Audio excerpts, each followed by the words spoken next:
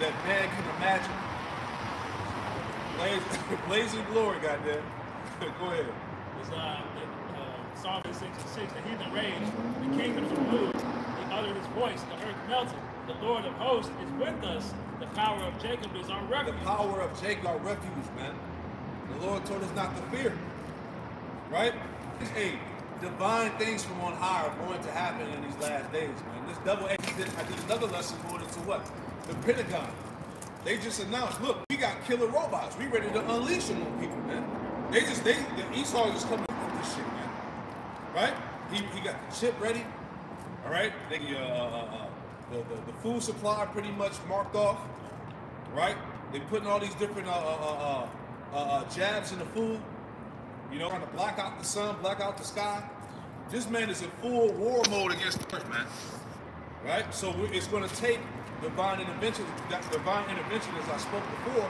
Matter of fact, let's make that point. Over you at, go to 12:1 just to make that point. And look at the word Michael in the book of it. Just to make my point. Right? This is the book of Daniel, chapter 12 and verse 1. Yep.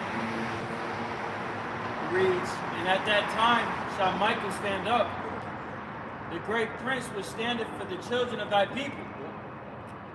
And there shall be a time of trouble, such as never was since there was a nation, even to that same time. And at that time thy people shall be delivered, every one that shall be found written in the book. And that's the time that we're coming into, right? The time of Jacob's trouble, right? The days of evil, as the scriptures forewarn of us to happen before the return of our Lord and Savior, Yahushua HaMashiach, right? A time as never before. And then you take into consideration the days that we have endured, right? We have went through hellish captivities, we went through hellish scenarios, but the times to come is going to be on a whole nother scale, so much the Archangel Michael is going to have to be there as a defense for the elect of Israel, man. Right? So when we talk about getting yourself right with Yahweh Bashim Shai, it's no light matter. Right? You have the opportunity to have this type of protection, this necessary protection in these days to come.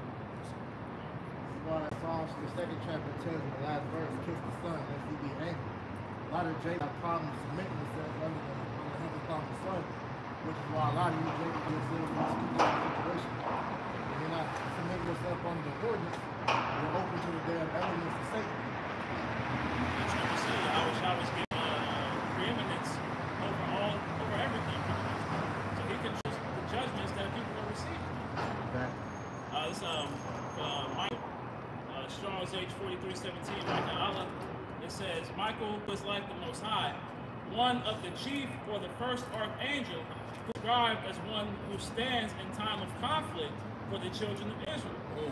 So the Lord is he's gonna send his top angel down to protect his elect. Once again, divine intervention. Supernatural things happen. This is our faith. Right? Because this man, as we go into a lot, this man is coming with the full force of the left-hand side, man. The drone, the AI cybernetics, the robots, right? The these fucking jabs, right? He's coming with pure spiritual warfare, man. All right? As much as he's coming with that left hand, he's coming with that right hand, he's coming with his elect too. That's right. This is Psalms chapter 1 and 4. He shall cover thee with his feathers, and under his wings shalt thou trust. His truth shall be thy shield and buckler. Thou shalt not be afraid for the terror by night, nor for the arrow that flieth by day, nor for the pestilence that walketh in darkness, nor for the wasteth at noonday. And part of that comfort that we get from this is knowing, number one, who's bringing all these judgments, and then two, knowing that we continue to walk in the favor of the Lord, how the Lord is going to protect us, man. All right, we're not going to fall victim to any of that. I'm going to jump down to verse 11. For he shall give his angels charge over thee, going to what y'all was talking about with Michael. It says, to keep all thy ways. Thou shalt bear thee up in their hands, lest thou dash thy foot against the stone. So, hey, Michael, along with the rest of the angels that the Lord is guarding the elect, are going to protect us, Lord willing, you know, from all the destruction the Lord bring upon the earth, man. Psalm 40 and verse 8. Come hold the works of the Lord, what desolations he hath made in the earth. He will make wars to cease unto the end of the earth. Yeah, he will make wars to cease unto the end. And that's what's going to happen back when we read in Micah the 4th chapter. All right? When Jerusalem, when the Israelites are back in the Holy Land, back in power, there will be no more war on the earth. Right? Go ahead. He maketh wars to cease unto the end of the earth. That's right. He breaketh the bow and cutteth the spear in sunder. He burneth the chariot in the fire. Yeah. Which reminds me that when was it on the 39th chapter, I would have to burn the weapons. Yeah. Goes into that, man. Burn the weapons, ain't gonna be no more war at that point because we're in our complete power, man. Yeah. See what I'm saying? The whole thing of war is you would have a weapon, so there's going to be peace.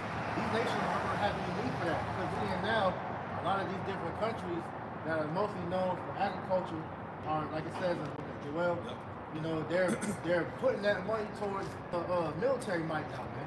So once these small hats and the rest of these Edomites are taken out of the way, it's not going to be any more use for them to invest in that. They're going to have to go back to the agriculture. Now it's going to be to where they're going to be helping to put the earth back in the way they're supposed to be. So we're going to put them motherfuckers to work to make sure they tilling the ground. You know, they're working on the crops. They're going to bring the earth back to that promise. Yeah, it's back to work, man. Yeah, ain't gonna be no more fucking, overfishing. Yeah. All right, damn Moab eating shark fin soup and shit, man.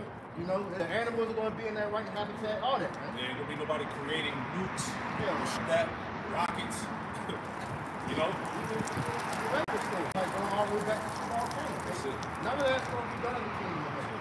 And if we can't do it, we're gonna beat your ass. That's it, man. A lot of iron, man. You gotta go. Psalm 46:10. Be still and know that I am the Most High. I will be exalted among the heathen. I will be exalted in the earth. Yeah, so when all these things that we just went through go down in the planet Earth, Yahweh shall be exalted in the earth at that time. Nuclear war, once America's finished off, various parts of the earth, that's going to magnify the name of the Lord, man. See? Start with his men. That's it. Once the Lord magnifies his men and brings that spiritual power on out, that's the beginning of the Lord beginning to magnify his name in the earth. We're a representative of the Lord anyway, man. So when the nation of Israel, through the elect, are being, given that reverence, that's the beginning of the Lord getting his shine. That's it. And that's why I said be still, man. That word still goes into being in a state of tranquility, man. Being at ease, being at peace. Because we know our power is coming to establish righteousness, man. Right? He's gonna deliver us from all these issues, man. He's gonna take us from the captivity that we've been in for so long. Continuing on, finishing up Psalm 46 and 11. The Lord of hosts is with us. The power of Jacob is our refuge. Micah chapter 4, verse 3. And he shall judge among many people and rebuke strong nations afar off. And they shall beat their swords into plowshares and their spears into pruning hooks. Nation shall not lift up a sword against nation, neither shall they learn war anymore. Right, matter of fact, let's get that. Go to Ezekiel 39 and get that in verse, just add on to that. Ezekiel 39 and verse 9. That's the verse I was referring to. I said Joel. This is Ezekiel 39 and verse 9. Start at 8, Ezekiel chapter 39 and verse 8. And this is future prophecy here. Go ahead. Behold, it is come, and it is done, saith the Lord Yahweh Shai power. This is the day whereof I have spoken. What is he talking about? Armageddon, man. Total nuclear destruction. Go ahead. Verse 9. And they that the cities of Israel shall go forth, and shall set on fire and burn the weapons, both the shields and the bucklers, the bows and the arrows, and the handstaves and the spears, and they shall burn them with fire 7 years. Yeah, so we're going to burn all the weapons up, man. Like we were talking about, we're going to be in our supernatural glory at that point. We said we're going to be gods on earth, we're going to be in that second covenant, man. So there's not going to be any more use of weapons. That's why we read in Micah the 4th chapter, the nations should not learn of war anymore. See? Let's go back to it. So Micah chapter 4 and verse 5. There's some more in there, it's a lot there. Read a little bit more, yeah, some more in there. Let's read down to 16. Yeah. You can't skip over that. Continue employment, man. There will be no fucking, you in the fucking looking for jobs. Right. It's also going to be working. Ezekiel chapter 39 and verse 10. Right. So thou shalt take no wood out of the field, neither cut down any out of the forest, but they shall burn the weapons with fire, and they shall spoil those that spoil them. They shall spoil those that spoil them. It's payback, man. All right? Retribution is biblical, man. Right. Go ahead. And they shall spoil those that spoil them. Right, it told us in Isaiah, I want to say Isaiah chapter 60 or Isaiah 61, that we're going to actually take back the substance of these heathen. You know, because a lot of that originally belonged to us. You know? Added to that, we're gonna reap the best of their stuff too. That's it. You know, because just like how today, Israel doesn't reap, they profit from our stuff. Yep. You know, Jake don't own the master for their music catalog. You know, whatever royalties that we got, we don't own. Yep. So, like, we're gonna own y'all heathen stuff. Man. Yeah, we're going to have the best of the best linen, fabric, women, Yep. food, Yep. right? Everything. Everything, man. The earth, right? Go ahead. It's ours anyway. It's ours anyway. That's Second Ezra, the 6th chapter. Yep. We got that. Ezekiel 30:11 in the latter, and they shall spoil those that spoiled them, and rob those who robbed them, saith the Lord Yahweh Shai power. That's right. Go ahead. And it shall come to pass in that day that I will give unto God a place of graves in Israel, the valley of the passengers on the east of the sea. And it shall stop the noses of the passengers, and there shall they bury God and all his multitude. Yep. And they shall call it the valley of Hamandah. Right, because Ezekiel 38, the top of that chapter, it tells you that the Lord set thy face against the land of Gog and Magog. So that's meaning that what? That Gog and Magog today would be Russia, right? Right. And that surrounding region.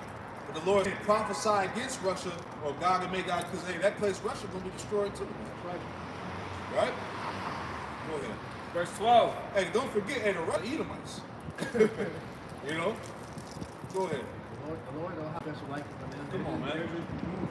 That's it. That's for prophecy's sake, man. Go ahead. Verse 12. In 7 months shall the house of Israel be burying of them, that they may cleanse the land. Yep. Yeah, all people of the land shall bury them. And it shall be to them a renown the day that I shall be glorified, saith the Lord Yahweh. Right, it says here in my sword, it says famous day. And again, it's making the point that the Lord's name will be glorified in that time. Right? The world is going to know that the power of Abraham, Isaac, and Jacob was behind them. Oh. Go ahead. Yeah. Yep. This is Jeremiah chapter 23 and 6. It says, in his days, Judah shall be saved and Israel shall dwell in it. And this is the name whereby he shall be called, the Lord our light. So, like it says, the Lord's name will be magnified during that time. It's going to be magnified through your outshine. So the outshine is going to come down and set everything back in order. And so he's going to have his elect with him as we set the world back on. Verse 14. And they shall sever out continual employment. Yeah, it's going to be plenty of work for you heathens to do, all right, in that time. You're going to have to clean the earth up, man. Remember, the earth is going to be wasted. Bodies everywhere, man. All right? Destruction. You know? Got it? Passing through the land to bury with the passengers those that remain upon the face of the earth to cleanse it. After the end of 7 months shall they search. Right, so we're talking about post-nuclear destruction. Imagine what the earth is going to look like, right? Because remember, hey, those that escape, going back to the elect, was it Isaiah, give me that, Isaiah 26, you know, to the indignation be overpassed. Yeah, it's in my mind. Isaiah 26, 24. Yeah, grab it real quick. All right? Because the chariots, yeah, give me that real quick. Isaiah 26 and 20. Yep. Come, my people, enter thou into thy chambers. Into thy chambers. The chambers are the chariots, man. The fathership, basically. When you look at that word chambers, it goes into an apartment or a house, right? That elect is going to receive that refuge from destruction. Go ahead. And shut thy door about thee. Yep. Hide thyself, as it were, for a little moment. For a little moment, go ahead. Until the indignation be overpassed. Until the indignation be overpassed. What's the indignation? The nuclear destruction. Fallout. That fallout. So we're going to be in the heavens in the chariot for whatever amount the Lord has us up there until the earth is ready to be inhabited. Right. You gotta think about the sequence of events that's going to take place once this missile hit. It's just like you saw kind of what happened with Hiroshima and Nagasaki. All right, it was a nuclear. You had the nuclear fallout, as well as a nuclear winter that's going to happen to where the earth inhabited, uninhabited for that little bit of time dealing with over here on this side. So you gotta wait for all that to dissipate before we come back down. And that makes sense to add what you're saying. This is why the elites are being preserved as the first fruits of slavery, because they're in those bunkers. Yeah. They're gonna survive that nuclear fallout. They're gonna be under the earth. They're gonna be in the ocean. They're gonna be somewhere whatever they're gonna be at. The Lord has them intentionally preserved to be the first fruits of slavery when we come back down to the chariots. Right. That's why they have that credo. Like I said, they're gonna rise from the ashes like a phoenix. Exactly. Because they understand after these nukes hit, it's gonna be a completely different world. So their convoluted mind, they think they're gonna be able to come out these bunkers and start society over anew. But we understand through the scriptures, Jeremiah 16 and 16, for example, we're going to go like how they did Saddam Hussein, pour them out them holes in the rocks, put their ass in chains and start their employment. That's it, Amos 92. Though they climb into hell, the Lord said, my hand will dig them out. See?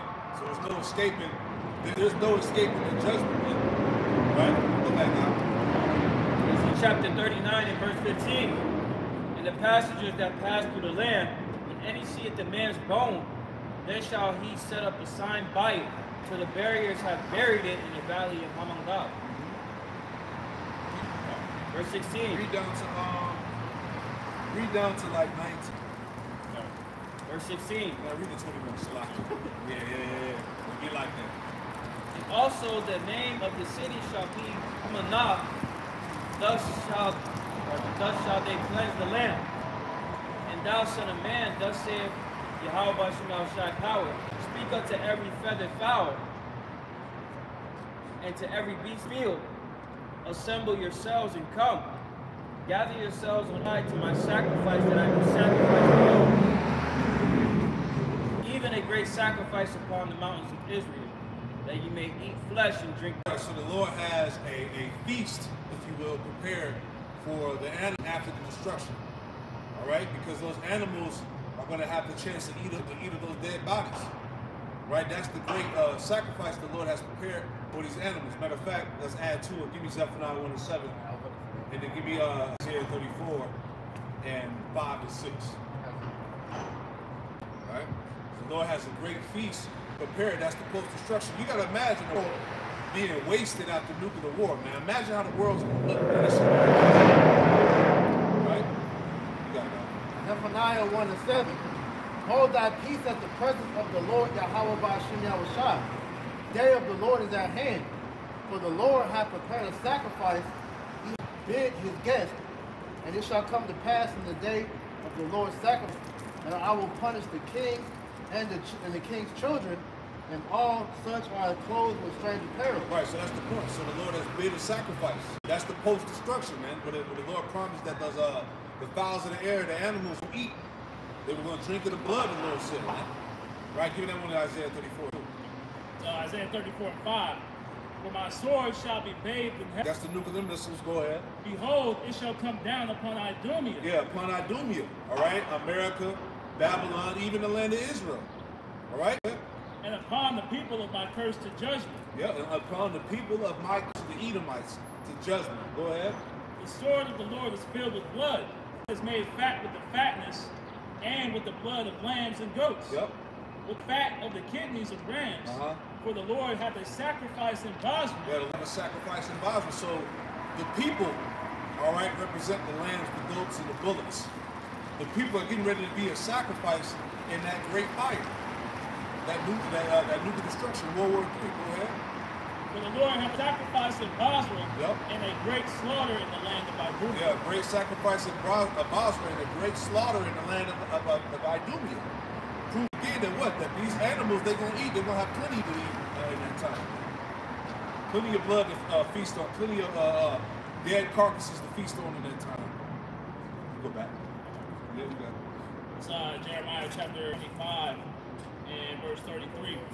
And the slain of the Lord shall be at that day from one end of the earth, even unto the other end of the earth. That's what brothers is mentioning, man. The earth is going to be full of dead bodies, man. Right? It says, they shall not be lamented, neither gathered nor burned. They'll be thrown upon the ground. So somebody's going to have to clean that up. You know? It's going to body strewn across the entire earth. And that's what the first fruits of slavery are going to be here for, to clean up the mess. And then also, too, just dealing with the animals, that's what allowed them to get their get back on Esau as well. Because all the experiments and shit that Esau did, the poisoning and all that, that's part of the Lord giving the recompense for the animals as well. Yeah, it's in Isaiah 34 again that he said the stink was gonna come out their carcasses, man. You know, so that's heavy, man. Like, hey, just like during the civil wars and whatnot back in the days, when all the cats died, they used Jake to clean the bodies up, man. They had to bury the bodies. You know. What's the movie that Will Smith was in? Oh, I'm back in. Yeah. Well, I got it. It's Revelation 19 and 17. And I saw an angel standing in the sun, and he cried with a loud voice, saying to all the fowls that fly in the midst of heaven, come and gather yourselves together unto the supper of the great power, that ye may eat the flesh of the kings, and the flesh of captives, and the flesh of mighty men, and the flesh of horses, and of them that sit on them, and the flesh of all men, both free and bond, both small and great. You know, so just adding on to that feast, the Lord promised you animals.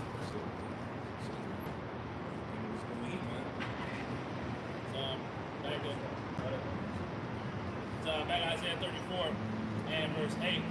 For it is the day of the Lord's vengeance, and the year of recompenses for the controversy of and the streams thereof shall be turned into pitch, and the dust thereof into brimstone, and the land thereof shall become burning pitch. Right, this is speaking of Babylon and Great America, right, destroyed by thermal destruction. Right, this is for the controversy of Zion. This is for the controversy of these so-called blacks and Latino Native Americans and Hispanics.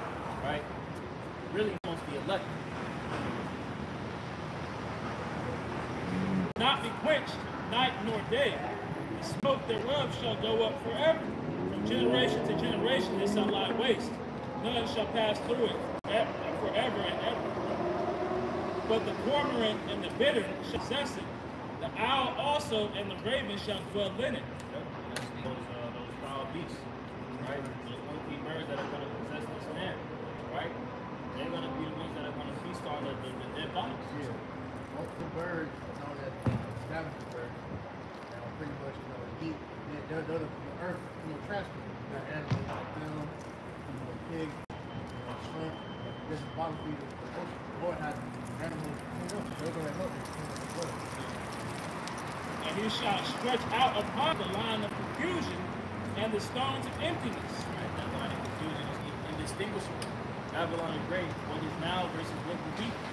Once the destruction takes place, it's not going to be an ability for you to say, hey, this is California, that's Texas, that's Charlotte, North Carolina, that's Atlanta, Georgia. No, this is going to be one destroyed country. It ain't going to be like kind of the 8. See, the Statue of Liberty hanging halfway off the thing. Oh, wait, this is legal video. No, it's going to be all the way labeled. Even they talk about how the mountains shall be bad in places. People you can map the earth to the United States through the Appalachian Mountains and all the other mountains and ranges there across the country. So those things will be wiped away as well, man. It's just going to be one mass of emptiness, man. One big ass landmass.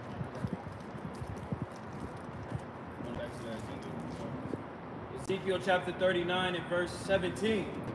And thou son of man, thus saith Yahweh Bashem Al Shai power. Speak every feathered fowl, and to every beast of the field. Assemble yourselves and come. Gather yourselves on every side to my sacrifice, that I do sacrifice for you.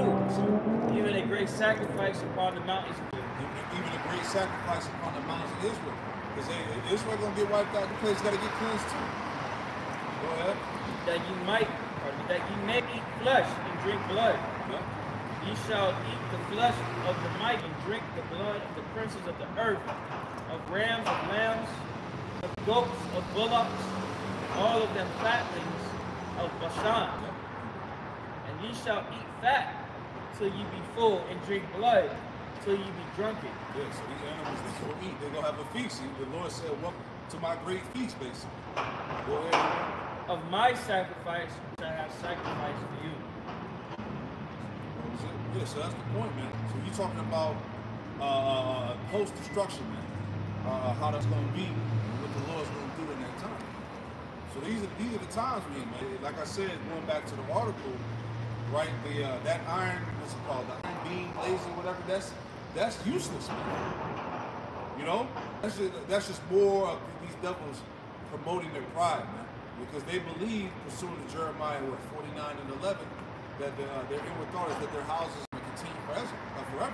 So, with that being said, hey, we all the signs of this place being ready to ready to take it out. You know.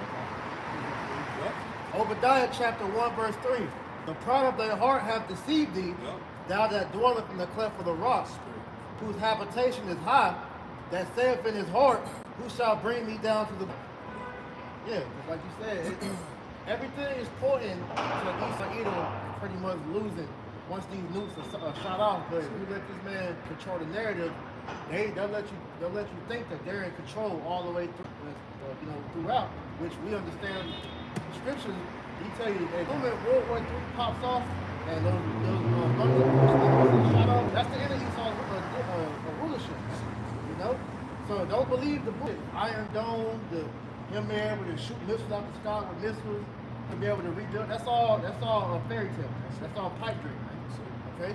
It says, whose habitation is high, that saith in his heart, who shall bring me down to the ground, because they think that this new world order is going to be the system that's going to... But the true new world order that the Lord is going to bring into the earth is the rulership of back from the Yahushua. All right? Yeah, the house of David, the true body of the earth. Right? It says, though thou exalt thyself as the eagle, and though thou set thy nest among the stars, will I bring thee down, save the Lord. And Esau has been on a downward spiral ever since putting satellites into space. All right, so just because you see him still, doing these technological advancements, they're for the sake of prophecy, but it's not going to come to pass. All right, Esau is going to be allowed to, bring in this MOTV system to chip, the people, but he's not going to get everybody. Especially not going to get the elect. And I continue to go through prophecy and watch how things unfold. All you brothers understand that he's not going to win. It's not. Revelation 19:11. You got something? Yes. Go ahead. I just want to get right quick. Sirach chapter 40 and verse 2. Their imagination of things to come in the day of death trouble their thoughts and cause fear of heart. From him that sitteth on the throne of glory, from him that is humbled in earth and ashes, from him that weareth purple in a crown, unto him that is clothed with a linen frock. So just going into the mind of people's fear of death. These elites are especially afraid. Yeah. Right? They may try to put on the front as though, they're composed and they're trying to map out this new order endeavor. But they're terrified because they actually understand the totality of what's at stake. James 2:19. Right? These devils are very aware of everything's happening in real time. And they're trying their hardest not to try to set a standard of being proactive and reactive. The narrative that I always put out is that they're in control. Right. They're really not. And as we see everything, the Project Lincoln Glass that's coming out, to how they bugging out when they looking on the nasty feed, seeing all the chariots everywhere, it shows you, like you just quoted, James 2:19, these devils are very afraid. Yeah, I want to add on to what you said, scripture, how you said about the how they trouble in mind, how these elites know what's getting ready to happen when we read that. This is cool. 20 in verse, I start at 18 to read down. Job 20:18, it says that which he labored for shall he restore, and shall not swallow it down. According to his substance shall the restitution be, and he should not rejoice therein. So he's not going to be able to keep any of his all of the shit that he stole. All substance is going to be given up to us. It says, verse 19, because he have oppressed and forsaken the poor, because he have not taken away the house which he builded not. Verse 20, the point, Job 20:20, surely surely he should not feel quietness in his belly, should not save of that which he desire, right? So, like you were saying, these devils, these bankers are at the point of initiating this new world order.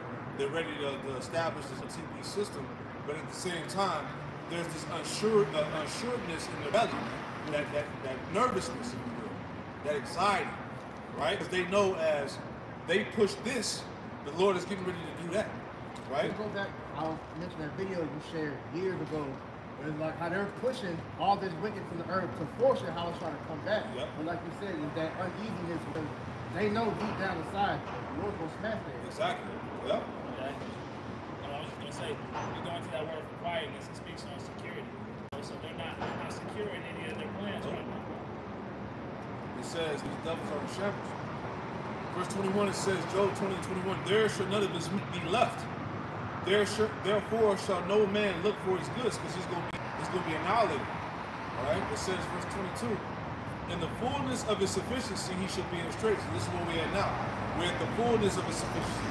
We're at the height of his enterprise. We're at the climax of his pride. All right. Got all these events set in place. They got the new world order. They got the chip ready. They're ready to crash the economy. You know, they're getting ready to set up this new government, this left-hand government. Right? It says, in the fullness of his sufficiency, he should be in straits.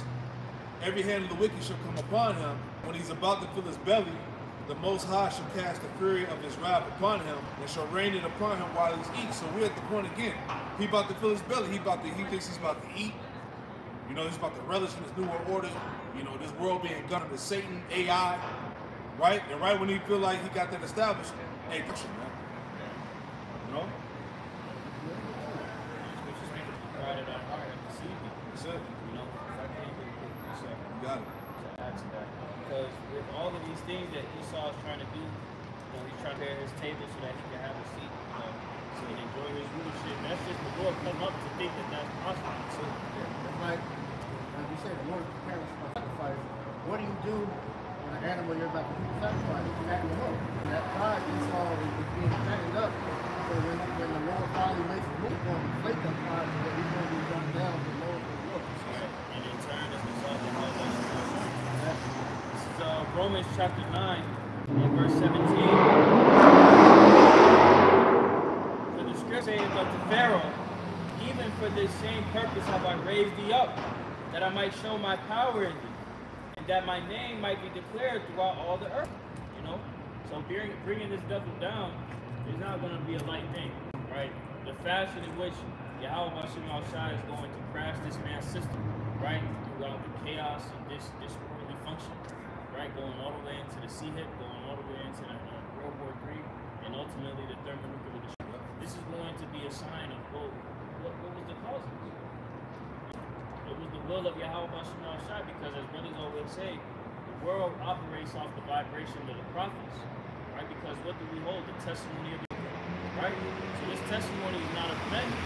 It's of Yahweh Shai, the divine message is being echoed before this house.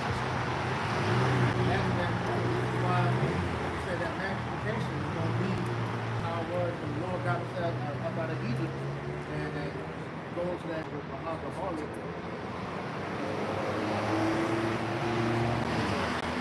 Joshua, the second chapter. Joshua chapter 2 and I start at verse 9. It says, dealing with Bahama harlots. And she said unto the men, I know that the Lord hath given you the land, and that your terror is fallen upon us, that all the inhabitants of the land faint because of you. For I heard how the Lord dried up the waters of the Red Sea for you when you came out of Egypt, and what ye did unto the two kings of the Amorites that were on the other side of Jordan, Sihon and Og, whom ye utterly destroyed. As soon as we heard these things, our hearts did melt, neither did there remain any more courage in any man because of you.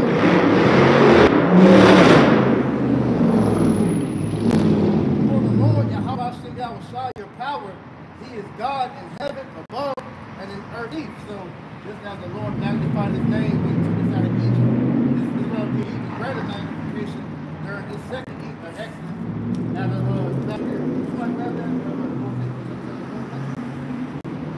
just like how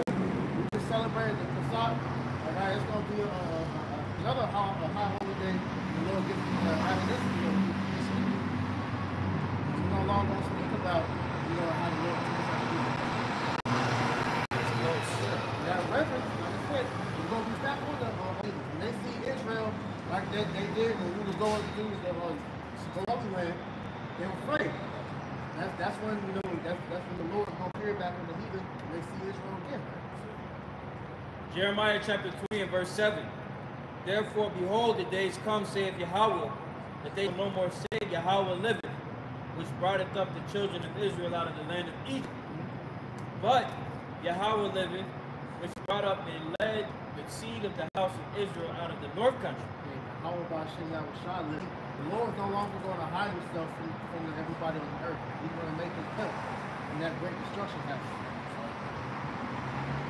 And from countries whither I have driven them, they shall dwell in their own land. Right. That great deliverance is going to be seen throughout all of the world. Right? Revelation, the 5th chapter. Wisdom of Solomon, the 5th chapter. That deliverance is seen because Israel, the elect of Israel, is going to be delivered from all corners of the earth. That's why the truth talk about when that chariot returns, it's going to block out the sun, but it's going to cover the sky. All just like when you watch that movie, This Is the End. Just like when they saw everybody get beaten, the whole earth is going to. That's how the earth is going to know those are the true sons of God, right there. Niggas getting swallowed up, sinkholes. Yeah. That shit was crazy. But that's how it's gonna go down. That's right. You know, we got it. So Revelation 19 and verse 11. And I saw heaven up, and behold, a white horse. Yep. And he that sat upon him was called Faithful and True. That's your Yahweh shot, and he's coming back in that massive fathership. Right there. And in him was righteousness. He doth judge, make war. So that's the spirit that the Lord is coming back in. All right, Exodus 15:3. The Lord is a man of war. The Lord Yahweh is his name. Right? The Son is coming back in the same spirit as the Father. He's coming to make war with this world. Go ahead. His eyes were as a flame of fire. On his head were many crowns. Symbolizing what? Him taking down the nations. Go ahead. And he had a name written that no man knew but himself. Go ahead. And he was clothed in vesture dipped in blood. Yep. And his name was called the Word of the Most High. Going back to his garment. It was dipped in blood, fulfilling what was written in Isaiah 63. Who is this that cometh with dyed garments from Basra? Right? The Lord is going to bring bloodshed upon Edom. Symbolic, man. And the armies which were in heaven followed him upon the white horses. Yeah, the heavenly hosts. Go ahead. Clothed in fine linen, white and yep. And out of his mouth goeth a sharp sword, that with it he should smite the nations, and he shall rule them with a rod of iron. The Lord is coming back to pronounce and bring judgment. Go ahead. And he treadeth the wine presses of the fierceness and wrath of Almighty power. That's right. And he hath on his vesture and on his thigh a name written, King of Kings and Lord of Lords. Yeah, King of Kings, Lord of Lords. Title, if you will. You know, his position. All right, he's the king. He's the warlord. Go ahead. And I saw him standing in the sun, and he cried with a loud voice, saying unto all the fowls that lie in the midst of heaven, come and gather yourselves together unto the supper of great power. Yep. That ye may eat the flesh of kings, and the flesh of captains, and the flesh of mighty men. Which we read this precept earlier, going into the fact of how the Lord is that great feast prepared for these animals that are going to clean up the earth post-destruction.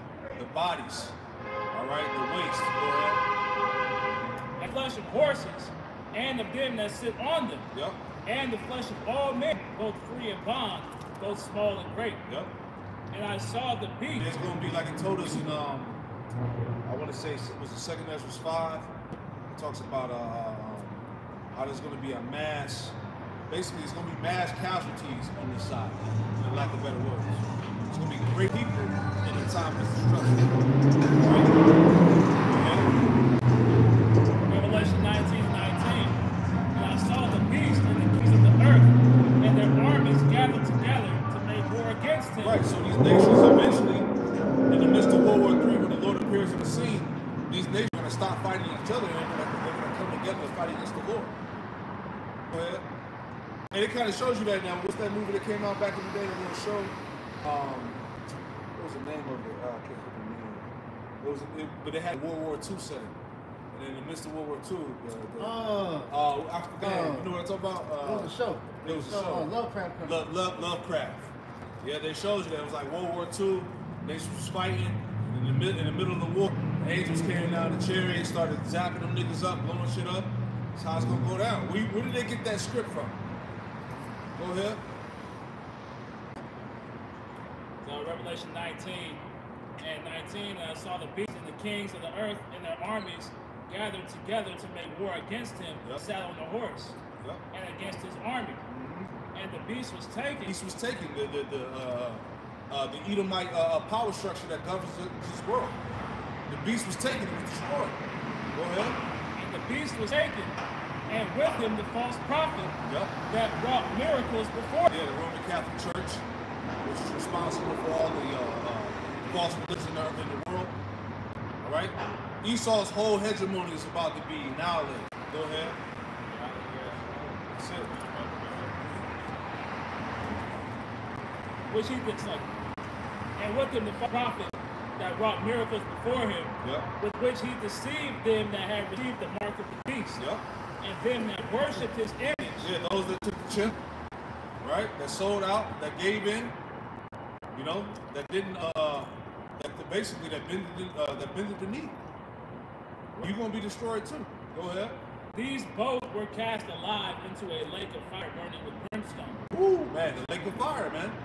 All right, when the Lord this place with the chariots and the nukes, this whole landmass is going to look like lake of fire, man.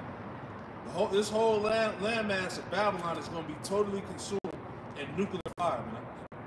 Go ahead. And they were slain with the sword of him that sat upon the horse, with the sword, which sword proceeded out of his mouth, and all the fowls were filled with their flesh. That's it. That was it. Right? Okay, so it's the point. So we understand the end game, how this place is going to go out. We play by play. See what I'm saying? So Esau knows that his demise is near. That's why going back to what I brought out earlier about this iron beam, laser throw has, is of no use, right? These are all indicators that look, destruction is very near, man. You know, got anything out? Hey, well, look, pray this kept edifying. Hey, keep the faith. We're going to close out by giving all the praise, honor, and glory to Yahweh, Bashem, Yahushua, Bashem, Adash. Hey, double honors to the apostles and elders of Great Millstone who taught us the truth. Double salutations to all you Hakim of the labor in the house of David, the elect. This portion is called truth, righteousness, and sincerity. Shalom to you, brothers. Shalom to the elect.